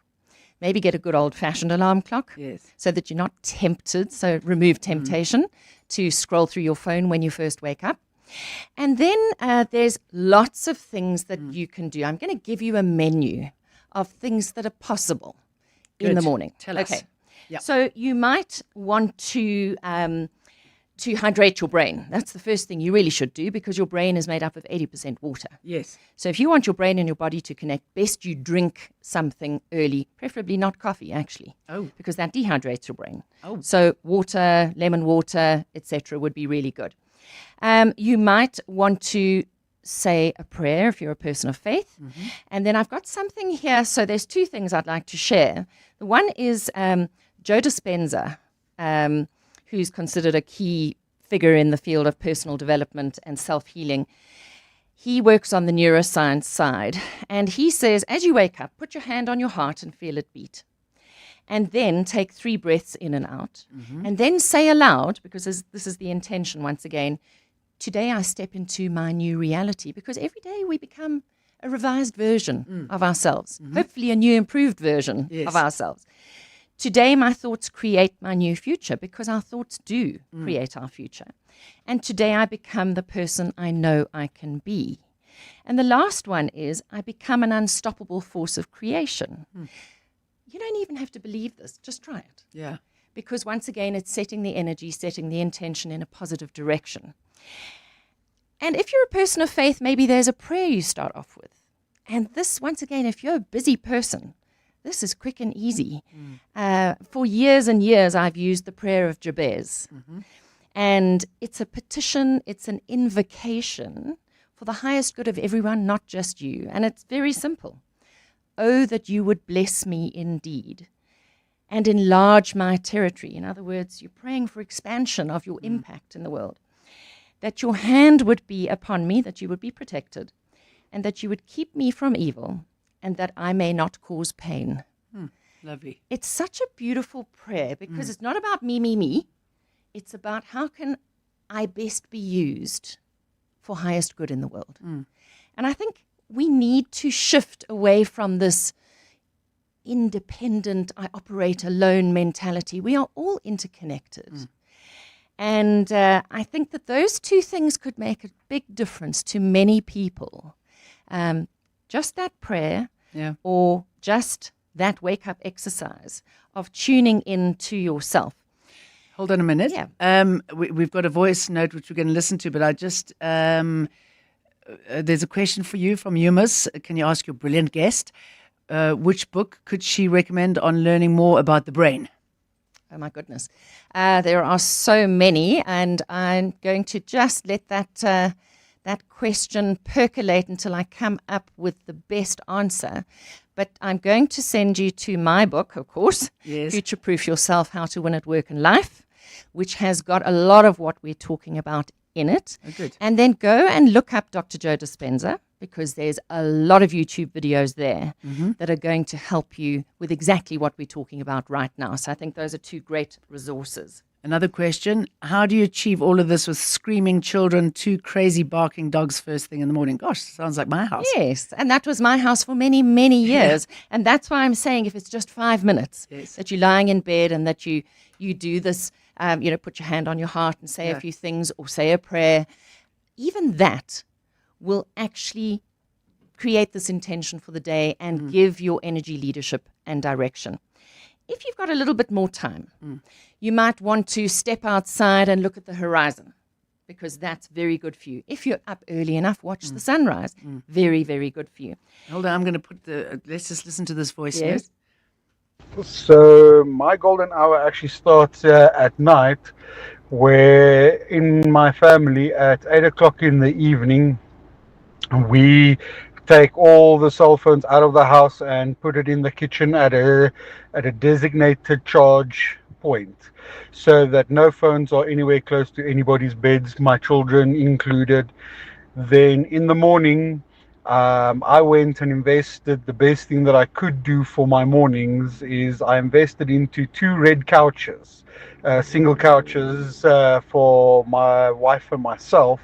And in the morning when we get up, the first thing we do is we go to our red couch session, where we just spend 10 to 15 minutes just what do you have planned for today, just communicating that little bit.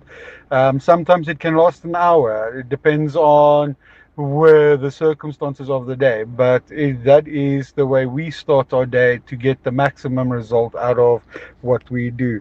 Good show. Enjoy your day. Love that. The red couches. What a beautiful neuro-linguistic programming anchor. Yes. Because when they get on the couch, those couches, the only thing that happens on those couches is connection. Yes. Deep connection, being clear with each other, knowing what's happening in each other's lives, days, etc. Communication, cementing the relationship. Yeah. And does that not make you feel safe and secure for the rest of the day?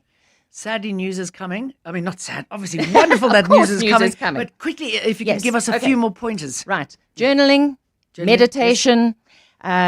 We've got contemplation, exercise, even micro forms of exercise, just a couple of minutes, Tabata, things like that. And why not listen to some inspirational music? Have a playlist of anthems, whether it is The Greatest Showman's got some great stuff, Yes. or This Girl Is on Fire is my latest one for me. And there were years when it was, I will survive, Yes. literally, I will survive this day. So whatever it is for you, create your own ritual that is going to set you up for success in your day. And that ritual is customized for you. And we've popped a blog up on nikkibush.com that's got everything we've discussed today. Wonderful. And if anyone wants more, they want to get in touch with you, what should they do? They can email me at info@nikkibush.com or go onto the website and subscribe to my newsletter. Thank you, Nikki. And lovely to meet you in the flesh. And finally. you, Jane. It's 2:30 time for the news headlines. Thanks, Jane. Good afternoon. The Gauteng Agriculture Department has allocated 16 million rand to address the foot and mouth outbreak in the province. Agriculture MEC Vuyiswa Ramokgopa says 286,000 doses of vaccine have been administered to animals in the province. An order of about 90,000 doses is expected to come from Botswana. The KwaZulu-Natal Cooperative Governance Department has told Parliament that security for councillors in the province is among the highest cost drivers in the province's municipalities. MEC Tshilasizo Buthelezi told the Portfolio Committee that political instability is also largely the reason why many municipalities in the province are performing poorly and why their finances are also in disarray. Parliament's Portfolio Committee is spending the week in the province on oversight to probe the dismal audit findings of the Auditor General for the 2023-2024 financial year. And in the U.S., Minneapolis Mayor Jacob Frey has announced that some federal immigration agents will begin leaving the state today, but did not specify how many. This follows street protests and criticism from former Presidents Bill Clinton and Barack Obama, and increasingly from within Trump's Republican Party over the killings of 2 American citizens by ICE officers. Those are the headlines. This Eyewitness News and more at 3 o'clock or as it happens. EWN Traffic. In the city of Tshwane, in Ferry Glen, Pretoria, there's a bumper-to-bumper traffic. This is on Solomon Mahlangu between Atterbury and Linwood Road. Otherwise, the rest of 702 land looking pretty good. No serious accidents or major delays have been reported on our highways. Just look out for those faulty traffic lights in Bryanston at Winnie Mandela Drive and Grosvenor, as well as in Kyalami at the R55 and Kyalami Boulevard. If you come across any other traffic issues, please WhatsApp us on 072-702-1702. There's more EWN on air, online, and on the EWN app.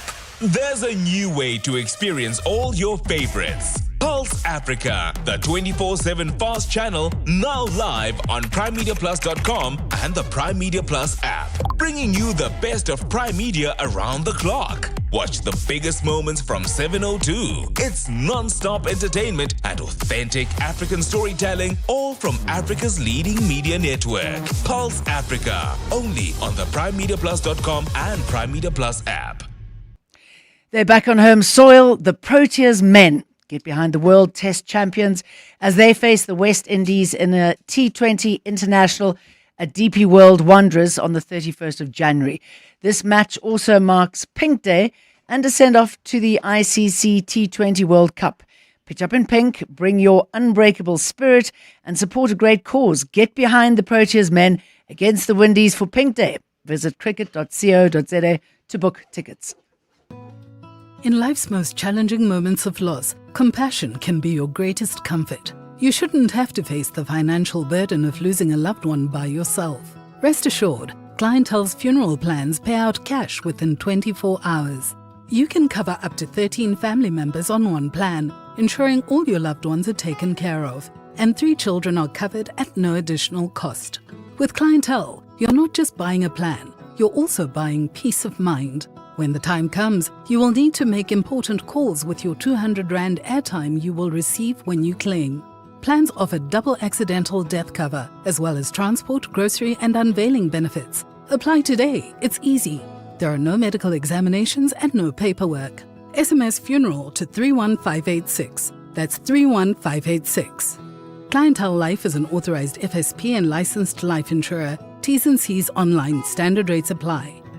From pioneering investments in the telecom sector to getting a foot in the door in the early days of private media, the Mine Workers Investment Company has always been on the lookout for new and innovative companies to advance South Africa as a nation, while building financial security for our country's mine workers and their families. As we end a year of looking back on 3 decades of incredible successes, we look forward to the next 3 decades and beyond. Join us as we celebrate 30 years of MIC.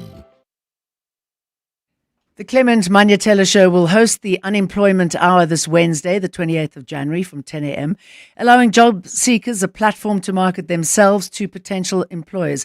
If you are an employer, this is an opportunity for you to locate the skills and talent you require for your business. Send an email now to cm@702.co.za with your required skills, and the Clement Manyatela team will try to match you with potential candidates. If you are unemployed, listen to the Unemployment Hour on Wednesday, the 28th of January from 10 a.m. for your opportunity to market your skills. The Unemployment Hour on the Clement Manyatela Show, connecting you to opportunities, only on 702. Let's walk the talk. Coming up on 702 Drive with John Perlman. Hello, John. Hi, good afternoon, Jane. Good afternoon. What's happening? So, coming up on the show this afternoon, and good afternoon to all of our listeners, the Gauteng Department of Health, which is always telling us how short of money it is giving 725 million rand back that they haven't managed to spend. Prof. Alex van den Heever joins us after 4 to look at why that would be the case.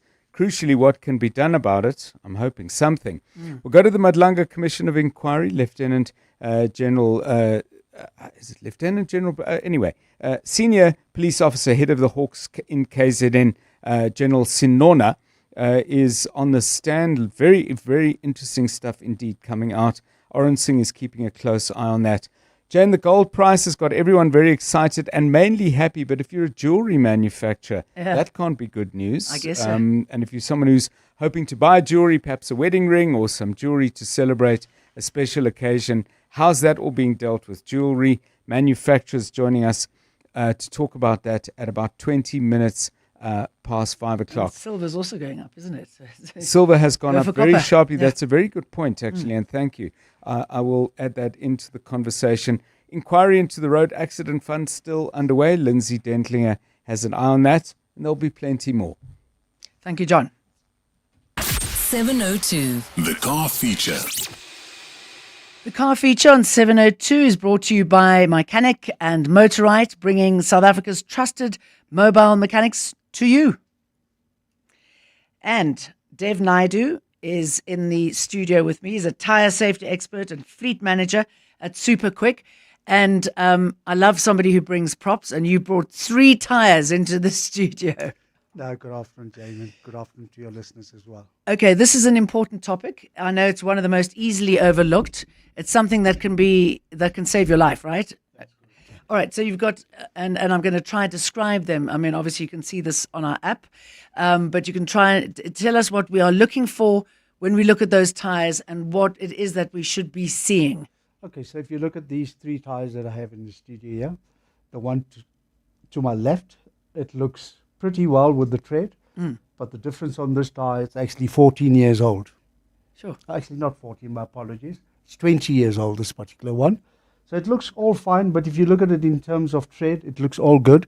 But in terms of the weathering cracks and the extensive heats that we actually having currently in South Africa, if you look at it, this particular vehicle, if this is on the vehicle and it's driving, there's, generating a lot of heat, and it's actually going to look at the weakest point to actually fail.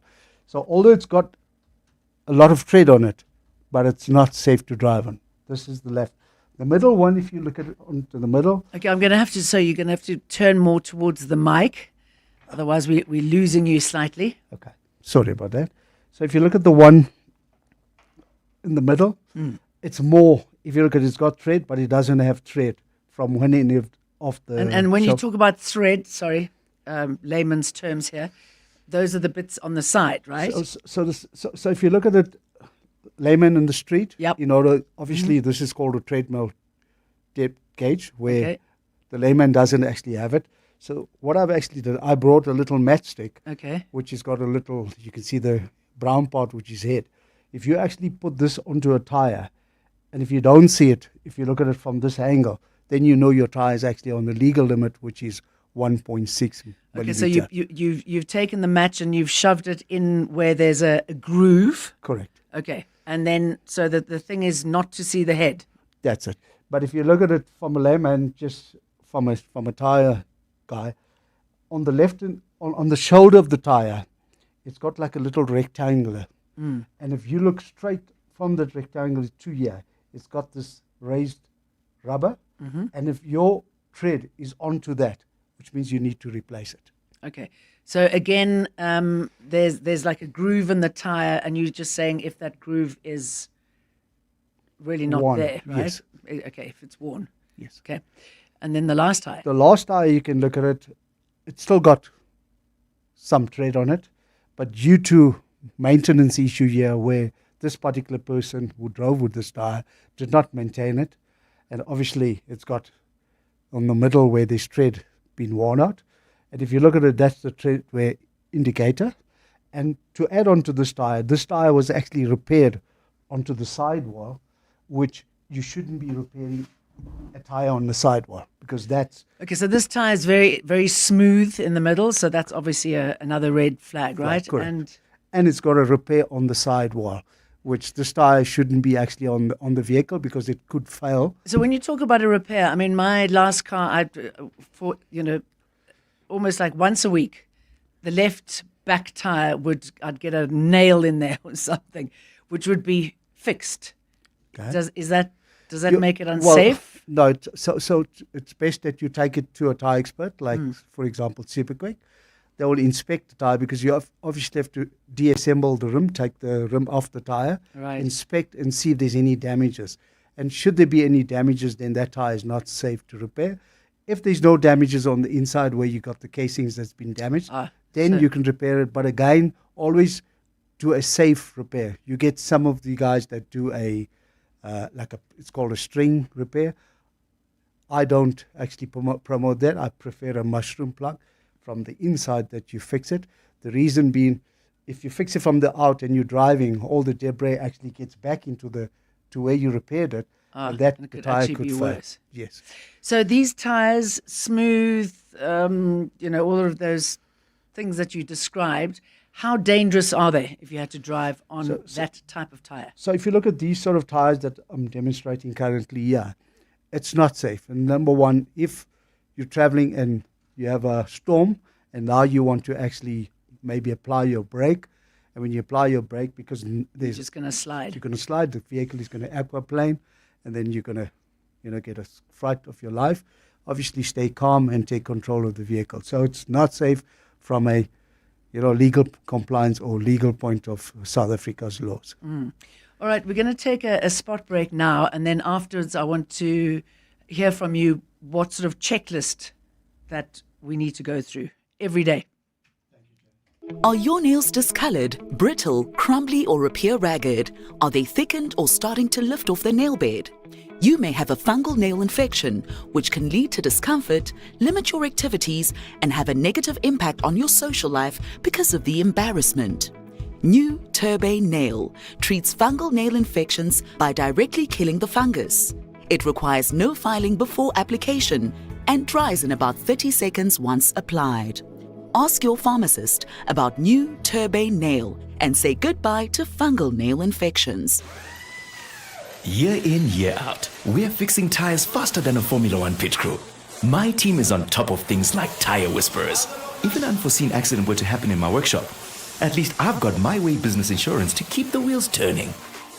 Visit myway.co.za or dial 0860 64 64 64 and get a quote today.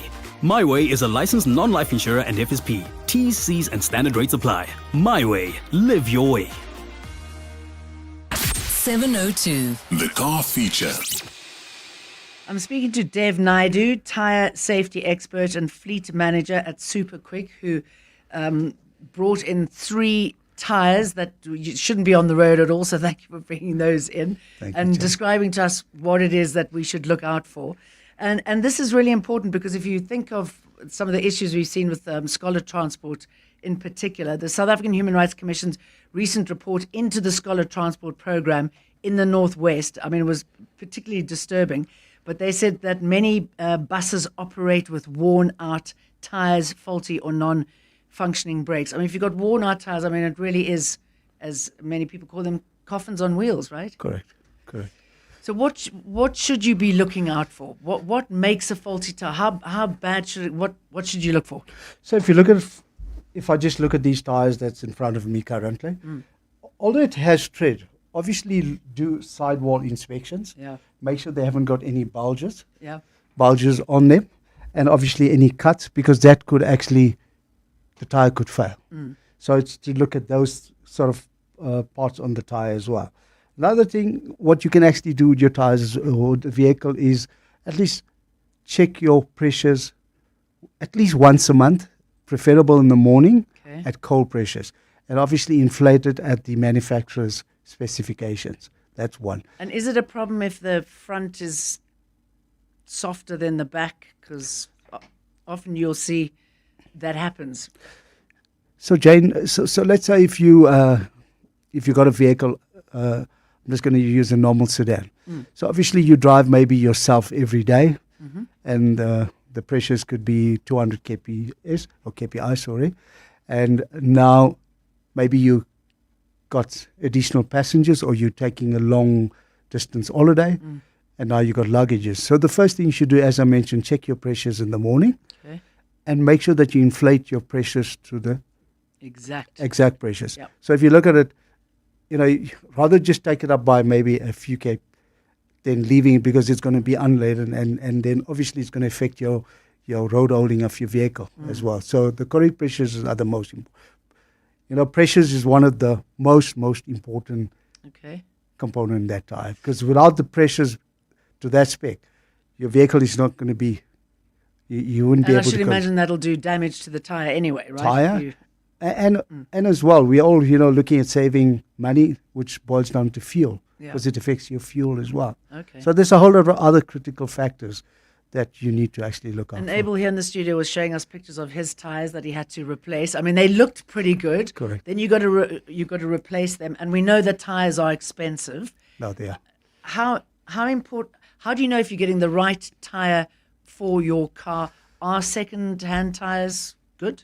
Can they work? No, I don't promote second-hand tires, because obviously that particular tire has come out from somebody's vehicle for a reason, and obviously it's been most probably repaired, which you can't see it. As we mentioned, you're a layman on the road. You don't understand of the legal compliance of a tire. Because you see lots of tires being sold on the side of the road. Correct. I don't Avoid promote them if that. you can. I'd rather go to a proper fitment center like Super Quick, and then they can do a free tire safety check on your vehicle. Free. Okay. Free. And besides just tires, they can check other components. But obviously tires are very, very important as well. Yeah. And just to add on, we're just talking about tires. When we have these heavy rains, we got wiper blades, which some of them don't change them, and now they into a storm, and then the visibility of, they can't see the vehicle right next to them or side of them. So besides tires, there's other components that needs to be checked on a regular basis. Like a simple thing, like your rear brake lights. I'm driving and I stop, and the person doesn't see me. So these sort of things needs to actually be working. Keep a 2-car distance. It's Correct. something that we're not very good at. But it's funny that people don't take tire safety seriously enough. I mean, you look at your brake, you're concerned about your brakes, but when it comes to tires, you're just like, meh. And I don't know why. And it's actually the most important component onto the vehicle, because if you really look at it any given time, it's the size of your palm that's on your road. Yeah. So you're actually sacrificing your loved ones in the vehicle for your tires, which is, if you look after your tires will look after you and your loved ones. And certain cars come with certain tires when you buy them. Do you have to stick with that sort of tire? Some of them can be incredibly expensive. Well, I wouldn't say there's a bad and a good tire. So I just think if you replace that tire with the proper specs of the tire, You're fine. You should be fine. For example, if it comes out with a 195/50/15 V-rated, so replace it with that tire and make sure that it's according to the OE tire that you removed as well. And I many years ago, and I remember I was wearing high heel shoes and a very short skirt. So it was many years ago, and I was following my mum, and her tire exploded, and I was behind her, and it was like about 5:30 in the morning, so it was dark, and it was like quite a dodgy area, and I changed that tire in about 2 minutes. I mean, I got Herculean strength. It was extraordinary. And then about a year ago on another car, my tire burst, and I had absolutely no idea what to do. And I had to flag somebody down, and I felt like a real girl. So I guess learning your tires, learning how to replace them is also incredibly important. It's very, very important, because if you really look at it, as I said, you should be maintaining your tires by the pressures. That can avoid you from actually having a breakdown on the side of the road. And obviously, having a breakdown on the side of the road is scary. It's scary. It's unsafe. And But- being a female, and where can you you're learn how to do that? Because it's, for some people like me, it's not that obvious. what we can do, we from a Super Quick perspective, obviously we can look at educating our South African people. If they come into the Super Quick and they need any advice on their tires, or we can educate them and give them the necessary knowledge. So obviously they can take that and transfer that to their spouses or the kids and so forth. Tinto says, please ask you to show you the date when the tyre was manufactured on the sample tyres he brought along. So where do you look for that? Is that all on the side? Okay, so Dev is looking at the tyres. So and it's 514. So it shows where it's called a DOT. Yes. It shows you where the plant, and then it shows you it's the 5th week of 2014 that this tire was manufactured. Right. Okay. All right. So it's on the side there, Carol It's on the Opa. side wall of the tire. Yeah, you can see it quite clearly, right? We've got a couple of voice notes. Let's listen to those. And just your comment about tires being expensive. It's always amazed me that people will buy this $750,000 car and then squeal about the price of the tires on that car. You shouldn't be buying a car that you can't maintain. So you should factor in the cost of the tires when you buy that car. There's no point in buying that expensive car and then skimping on the tires and compromising your safety because you don't want to spend 30,000 rand on tire or whatever it is. You should consider that when you buy the car. Hi, Jane. I've on 2 occasions gone to have my tires refilled with nitrogen, and the technician would tell me that the pressure has gone up from the last time it was filled. How is this possible? If you could please ask your guest. This is Tidi. Thank you for that. Let's start with that one. Okay, to answer the listener, so if you look at it right, obviously that vehicle was driven for a few kilometers. And as I mentioned previously, is to check your pressures when it's cold. So always check your pressures when it's cold, not when you're driven for a long distance. Okay. Else it's going to give you higher pressures than normal, what you should inflate your tires. All right. And the previous guest said, there's no point buying a R1 million car and then skimping on the tires. Yeah, so we actually have that on a daily basis at our fitment centers, where the guy will drive one of these fancy cars. And obviously when the vehicle is actually sold to them, as you mentioned, over 3 odd million or whatever the case may be. And now when it comes to actually replace the tires, they have not budgeted for that. And, we always say it's a grudge, but in my opinion, it's not actually a grudge. It's actually your safety that you actually... Absolutely. So, yeah. Is that why tires are so expensive? Because we know that we have to pay for them. Correct. In order to survive. Yes, and it's your safety, and you got your loved ones in the vehicle, and you can't compromise with that. Yeah. Tinder says another question that comes to mind is, what is the lifespan of the air valves and when to replace them? What is there?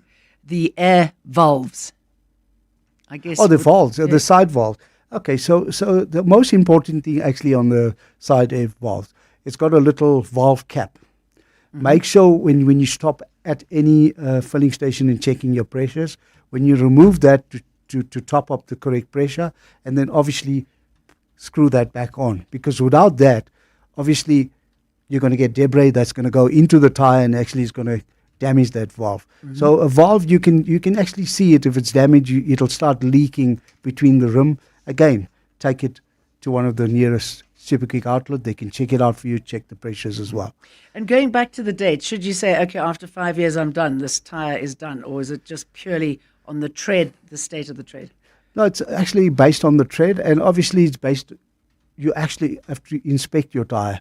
So the manufacturers say they guarantee the tire for a manufacturer's defect up to 5 years. But again, you get some of them will drive it for 6 years or whatever the case is. But I always say 5 years, you should relook at your tires and replace it. I had a similar situation with one of my personal vehicles. Came over 5 years, the tire was pretty brand new. And because it was my wife that driving the vehicle, I decided her safety is more important. And I changed the tires and I put a new set of tires. So I think you need to check those tires as regular as possible. And obviously when it gets to its 5-year lifespan, check if it's still good. Obviously it depends on budgets and so forth. Then possibly look at replacing it. And I should imagine being in the tyre business is a good business in this country, right? Considering the state of our roads and those potholes. I mean, insurance doesn't even cover pothole damage anymore because it's so common. Well, to answer you, Jane, there's so many of these sort of businesses around, and people think that you make lots of money. Obviously, in terms of the actual price of the tire, in terms of the actual gross profits that you make out of these tires are bare minimum. Oh, really? Bare minimum. Yes. Because I should imagine the turnover is quite extensive in a country like this. That's correct. What does the most damage to, excuse me, to your wheels? I mean, obviously potholes, nails, driving long distances, stopping, starting. Yeah. So if you look at the most, so you get drivers, they don't actually maintain the tires. So if they actually maintain it take it to the closest Super Quick nationally at any store. Let them check it up. First of all, have your rotation and balancing done on your vehicle. Rotate it from front to back. Depends on the actual vehicle. Yes, we were also talking about that a little bit earlier. Yes. Correct. And then obviously, alignment, correct, right? Yeah, you have to do your alignment, balancing, and so forth. And if you do that as a regular basis, as I mentioned, between 8 to 10,000 Ks, you can actually extend that life of the tire, and obviously prolong it in terms of your budget part of it as well. Okay, what other advice do you have? I mean, obviously the most important, check your tires in the morning, check how, if they're inflated to the right number. What else? What's a no-brainer? So in terms, I've answered, I've actually educated the listeners in terms of pressures. For me, the most important thing is to maintain the tires and make sure you check the pressures. Because if you check those pressures, that tire will actually, in terms from a lifespan, will be extended. Dev Naidu, thank you firstly for bringing in those 3 tires, those wonderful props, tire safety expert and fleet manager at Super Quick. Thank you very much for coming in. Thank you, Jane. Thank you. Thank you to the listeners as well. So if your car needs a service or repairs, but you just can't find the time to take it in, there's a solution. Mechanic, in partnership with Motorite, makes the car services and repairs convenient by sending mobile mechanics to your home or office. So you don't have to sit at a workshop or rearrange your day. They send trusted mobile mechanics to you with clear and upfront pricing, giving you added peace of mind. Book your trusted mechanic on mechanic.co.za today. To live wealthier, you need to be able to grow your assets. At Standard Bank Private, you get a team of internationally acclaimed financial experts to advise you on local and global investment strategies. Plus, being with a leader in home loans, you can start expanding your property portfolio. So, come live wealthier with Africa's best private bank. Apply online at standardbank.co.za. Standard Bank is an authorized FSP and registered credit provider. T's and C's apply. You feel different to December.